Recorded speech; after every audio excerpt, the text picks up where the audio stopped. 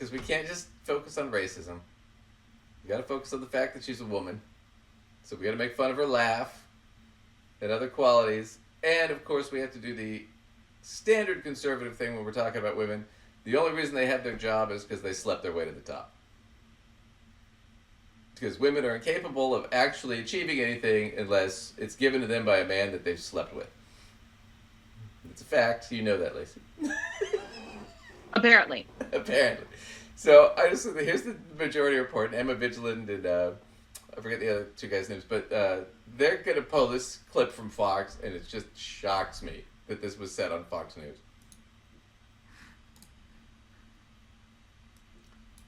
Fox Business. The guy, his whole gimmick is that he runs a fatherhood podcast. How to right. All right, let's Brandon, we'll give you a chance to weigh in after we play this, because this is Binder is unfortunately speaking truth.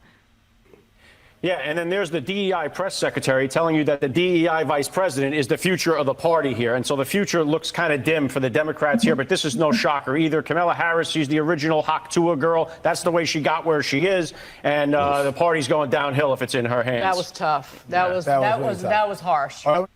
Yeah, and then there's Okay.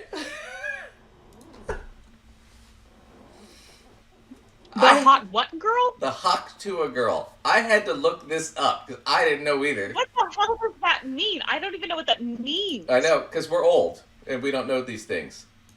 This is it's from a meme from these guys who were on the street and they were talking to all these people after they were getting out of the nightclubs who were drunk, right? And they were asking them about sex. And here it is. This is the girl they're referring to. This was a famous meme that came out. And I'll show it to you. That makes a man go crazy every time. Oh, you gotta give him that Hock Tuah and spit on that thing. You get me? So she was. What?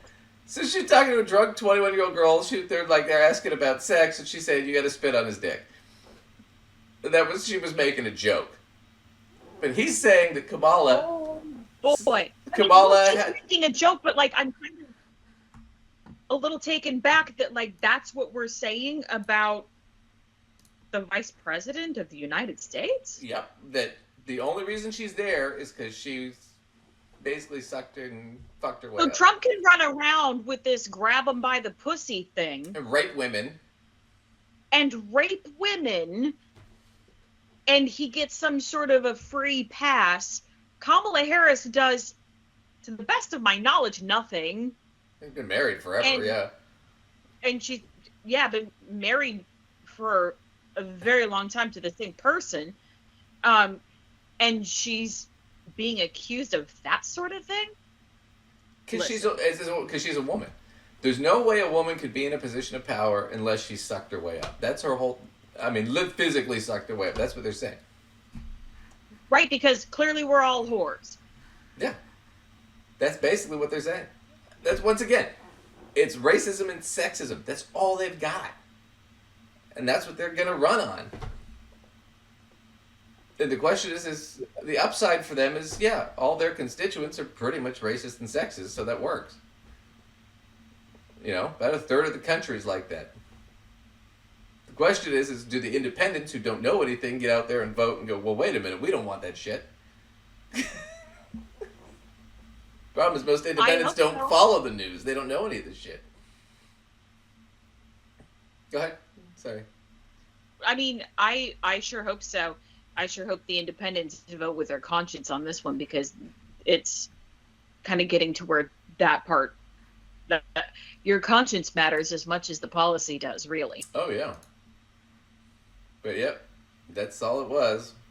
So, they've got that, but she's doing well in the polls. And she raised $81 million in the first 24 hours since Biden stepped down. And that's $81 million from small dollar donors. The largest donation you could give to that $81 million at the time was $3,300 or $3,200, something like that. So it was 800 plus thousand people that donated to her. and a lot of those were $15, $20. And at the 80 million, when they did this survey, well, not the survey on it, the research on it, 60% of those 800,000, those donors, so over 500,000 of them, had never given money to politics before. That's a huge sign that she's invigorating a lot of people that would normally not be engaged. Are now excited. Right? So she's doing really well. She's initial shock polls. She's tied with Trump in most places. She can beat him in others. And that's right out of the gate. And she's raised she's raised record amounts of money on top of that. And she's been doing these Zoom calls and hundreds of thousands of people on these Zoom calls. I mean, I think at one point it broke Zoom. Because it was too many people. And on top of the fact, the DNC, the Democratic National Committee, when they get up and they're going to nominate her, right? Already, the entire Democratic Party, if you want to volunteer, good luck. They don't have any more spaces for any more volunteers. DNC is already sold out. Beyonce's already endorsing her.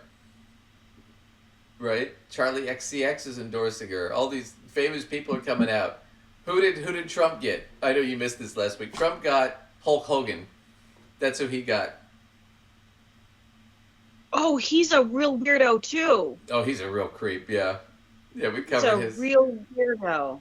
Well, remember he got fired from the WWE for using the N-word a bunch of times. Saying a whole. Well, he's also like fairly sexist as far as I'm concerned. You know, he had that reality TV show. I'd only seen it maybe a couple of times, but it was a couple of times enough to show. I was like, gosh, I didn't realize how sexist he was, just seeing him interact with people. Oh, yeah. Oh, and he got kicked off the air for being homophobic. And that was back in, 2010 or whatever that was. But...